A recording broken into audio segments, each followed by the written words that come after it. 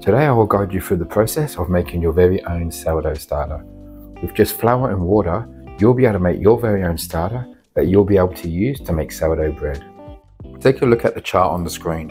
It shows the steps that we will be following in this video. A sourdough starter is a mixture of flour and water, fermented by wild yeast and bacteria, used to naturally leaven bread. In this video, I've added day stamps and fitting amounts to the top right corner of the screen. These little notes are there to help you to keep track of which day we're on and how much food we're going to give the sourdough starter that day. It'll make it easier for you to follow along, especially if you're watching the video day by day. I would highly recommend learning the basics of temperature when it comes to sourdough. It's very helpful for both starters and making sourdough bread. For example, if your house is cold and below 18 degrees Celsius or 65 degrees Fahrenheit, I would use warm water. If your house is hot above 27 degrees Celsius or 80 degrees Fahrenheit, I would use cold water. Any temperature between, I would use room temperature water. The reason why temperature is so important is because temperature affects how frequently you need to feed your sourdough starter. This may require more frequent feedings to maintain the starter's health and the acidity level. So I aim for a temperature that allows me to only need to feed my starter once per day. I will explain this further into the video. For this video, we are going to use all-purpose flour, but if you can get organic flour or bread flour, I would highly suggest using them. Also, if you can get a whole wheat or a rye flour, I would suggest using 10% of that with 90% white flour. But in this video, for simplicity, I'll be sticking with 100% all-purpose flour. I wouldn't recommend using a bleach flour while making a starter. It won't be as active, but you can use it if you have to. So there are some basic equipment that I would recommend using. You definitely need a scale. You want it to be accurate with grams if possible. You can use cups, but I recommend using a scale for sure. You need a spatula. These are good for mixing. Really gets in the corner of the bowls and whatever you're using, whatever jar you're using, and can really mix well. So a jar is very important. This is what your sourdough will be in most of the time. Over the years, I've used multiple different jars. The kilners are really good because you can have a loose lid, because you don't want the jar to ever be airtight. You want to be able to get a little bit of air in there. Also, the build-up of the sourdough starter can crack the jar. This has happened to me in the past. So you want something where you can see how it's loose. You can loosen it. I've used this jar in the past. I've used these little ones. I don't like the curve. It makes it harder to clean. Lately, I've been using the Sour House. The reason being is you'll notice dry starter can really get stuck in the rims of these jars, where the Sour House, it's smooth, easy to clean. The lid is plastic, so it doesn't rust. You'll notice with sourdough, after a while, it can start to corrode the lid, and you really don't want that. So I do recommend any of these, but what I'm using for this tutorial will be this one here, the Sour House one. So first of all, we'll add 50 grams of water,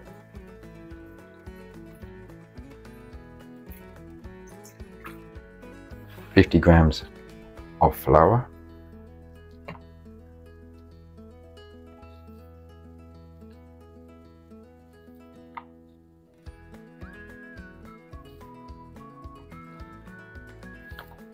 and we will stir it in with the spatula till it's nice and combined. That's it. That's why I like to stir it in this bowl, so that the sides of the jar that I'm putting it in, it's nice and clean. I'll put the lid on.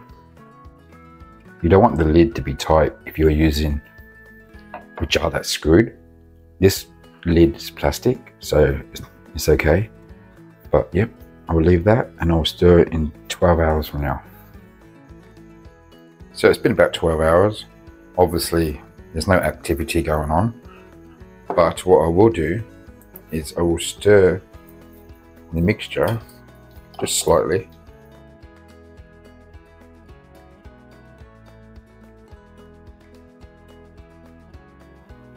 So on day 2, there's no rise, there's barely any activity, there's probably a few holes there.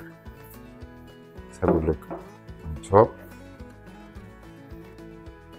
So I won't feed this on day 2, I will stir. I will stir it now, and then I will stir it again in 12 hours. And on day 3, we will take 50 grams of this, feed it with 50 grams of flour and water, and it should start getting more active by then. So yeah, I won't feed this today. I'm going to let this sit for another day, so 48 hours in total, until we get more activity.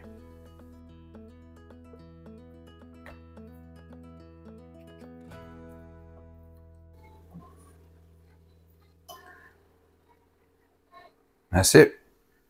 So on day 3, and we have a slight rise. This is going really good. Let's just open this up.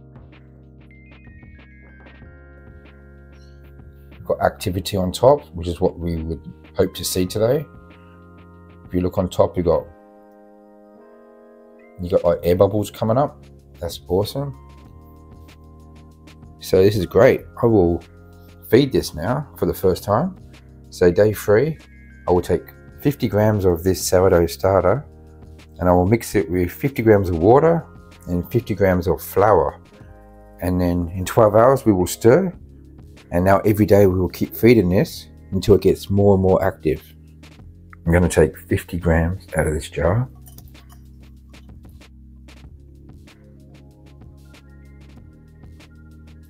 And then I'm going to wash the jar. Then I'll add 50 warm water.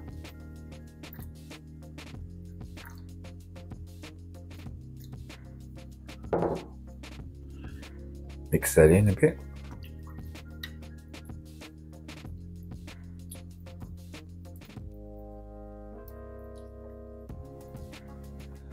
And I'll add 50 grams of flour.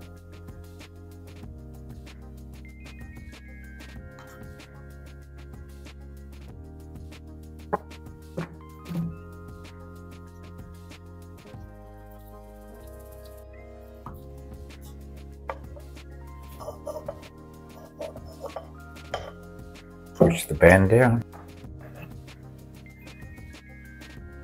and in 12 hours I will stir this again. So just give it a little stir, just to spread out whatever yeast activity might be going on in here, and it will strengthen the starter. I even stir my starters when I'm using them for my bread halfway through, but I will explain that in another video one day. But yeah, so I will move this band up, and in 12 hours we will feed it once more. Okay, so it's day 4. It's looking pretty good. You can see some bubbles there. It's got some activity. I'm gonna put 50 grams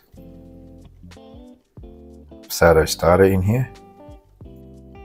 Doesn't have to be exactly 50. Time to tear. Put 50. Stir that in. Not too much. Just break it down a little bit. 50 grams of flour.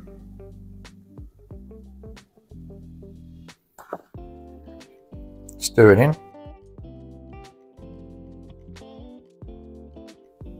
So I cleaned the jar and I added the starter back into it. You don't need to clean the jar every day like I'm doing, but I'm making a recording, so I want it to be nice and clean for when I do the stir in 12 hours. But yeah, I'll come back later and stir this and see how this kit's going. Okay, so the end of day 4, it's coming along nicely. It's got about 70% rise, which is going good. We want it to, go double or 3 times when it's finally active. But that's doing pretty good for day 4. I will stir this. Okay, so on day 5, it's doubled, and if you notice, it's started to sink. It's peaked about here, and now it's starting to come back down. This is good.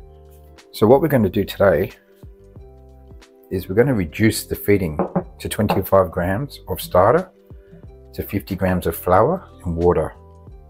This way we can slow it down, and hopefully it doesn't peak as fast tomorrow, and we should be able to catch it on the way down. So we're going to reduce the starter to 25 grams. The reason we're doing this is because we have 2 main microbes. Just get this 25 grams out. There we go, perfect. We have 2 main microbes that coexist in the starter. There's the yeast that does the rising, that does the CO2, and then you have the lactic acid that creates the flavor that we love. I'm going to put 50 grams of water. Now when the yeast grows to its maximum potential, the starter will start to fall. Once the lactic acid takes over, we don't really want that, it will get more acidic. So what we do is we reduce the amount of starter that we feed so that this will take longer to happen. So instead of happening, say, 12 hours into a 24-hour feed, it will happen around about the 20-hour mark. So it won't get so acidic. I usually mix the starter in with the water. That's okay. And I will stir this in.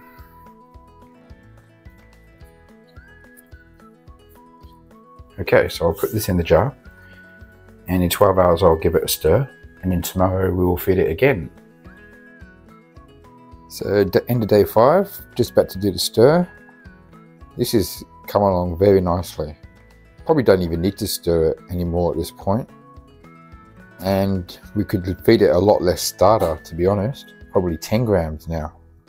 But we'll keep to 25 grams just for simplicity. But yeah, in the morning, I'll stir this now. Let's just have a look at the top. Let me get my... Yeah, this is going really nice. If you smell it, it's got like a yogurt taste with a little bit of acidity. If it starts to smell too acidic, you need to start feeding it a lot less starter. But yeah, in the morning I will feed this again on day 6. So on day 6, we're getting a lot more activity now. It's doubling. Okay, because the starter is so active, we're going to change the ratio to 1 to 5 to 5, which means instead of putting 25 grams like we initially said we would on day 6, we're going to put 10 grams of starter to 50 grams of water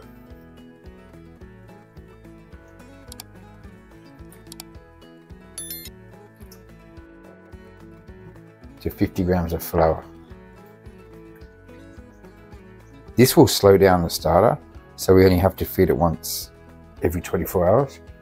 Because it's peaking and collapsing pretty fast, it will get more acidic if it's hungry, if it's starving. So we want to keep it so that it's, here we go, 50. We want to keep it so that it's still hungry during the 24-hour period. So if we give it enough food and reduce the amount of starter, that will delay it to 24 hours. Alright, so mix that in. Tonight I'm not sure if we're going to need to stir it, but I will check in 12 hours. And tomorrow will be the last day. This starter is very active.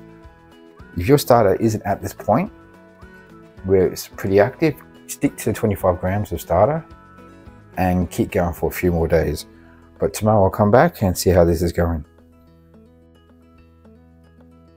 So day 6, 12 hours in, getting ready for the stir. You notice it's not peaked, which is good. So we've slowed it down. by feeding it only 10 grams of starter. So in 12 hours it should peak, so that's good. It's not going to get so acidic. So I'll give this a stir, and then on day 7 I will do the final feeding for the video. So day 7, and this starter is very active. It has doubled and it started to sink.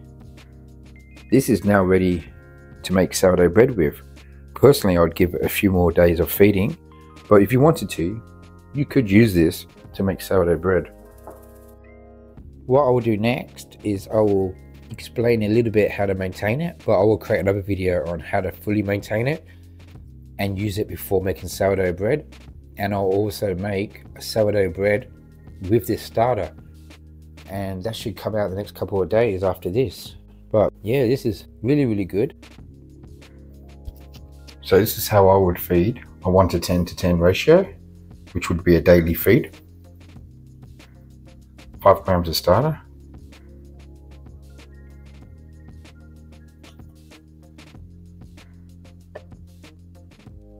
five grams,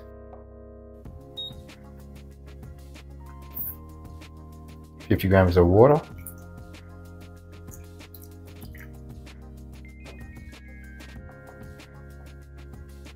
then stir that in.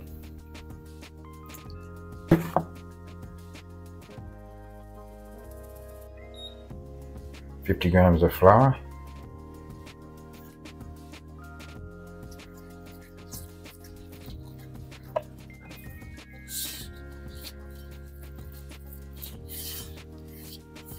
that's it. And that's the basic concept of how to feed the starter every day.